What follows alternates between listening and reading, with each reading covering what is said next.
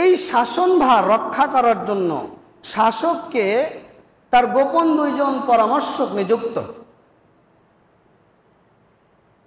আল্লাহ রাসূল বলছেন, আল্লাহ যাকেই নবী করেছেন অথবা খলিফা করেছেন তার জন্য দুইজন পরামর্শক নির্ধারণ করেছেন। একজন পরামর্শক হলো শাসক যদি কোনো কিছু ভুলে যায় স্মরণ করে দেবে, আর স্মরণ যদি হয় তাহলে শাসককে সহযোগিতা করবে।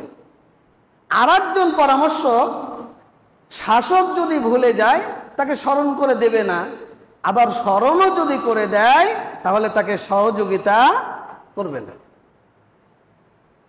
রাসূল সাল্লাল্লাহু আলাইহি সাল্লাম বলছেন যে ইযা আরাদাল্লাহু বিল আমিরি খায়রান জাআলা লাহু ওয়াজিরা সিদকিন, আল্লাহ যদি কোনো প্রশাসকের কল্যাণ চান তাহলে তার জন্য একজন সত্যবাদী পরামর্শক নিযুক্ত করেন।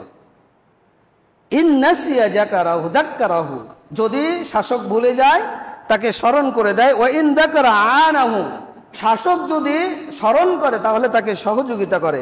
আর আল্লাহ এর বিপরীত যদি কোনো প্রশাসকের জন্য কোনো অকল্যাণকর কিছু চান তাহলে তার জন্য এমন ওজির, এমন পরামর্শক নিযুক্ত করেন শাসক স্মরণ করলেও সহযোগিতা করে না, আর ভুলে গেলেও তাকে স্মরণ করে দেয় না। আমরা বিগত যারা ফ্যাসিস্ট জালেম সরকার ছিল আমরা তাদের পরামর্শকগুলোকে দেখেছি। চোর, ডাকাত, ধর্ষক, দুর্নীতিবাজ, অর্থ পাচারকারী, লুটকারী, মানুষকে হত্যাকারী, হত্যার সহযোগী এবং পরামর্শক, তারা সর্বদা এগুলো কুপরামর্শ তাদেরকে প্রদান করেছে, যার ফলে আল্লাহ রাব্বুল আলামিনের যেটা করণীয় আমাদের সামনে ঘটিয়েছেন, আলহামদুলিল্লাহ। এজন্য আমরা যারা যে কোনো স্থানে যারা প্রশাসক হিসেবে রয়েছি অবশ্যই আপনার জন্য একজন গোপন পরামর্শক নির্ধারণ করবেন। যদি আপনাকে সৎ পরামর্শ দেয়, ভালো পরামর্শ দেয়, তাহলে মনে করতে হবে এটা আল্লাহর পক্ষ থেকে আমার জন্য কল্যাণকর, আলহামদুলিল্লাহ।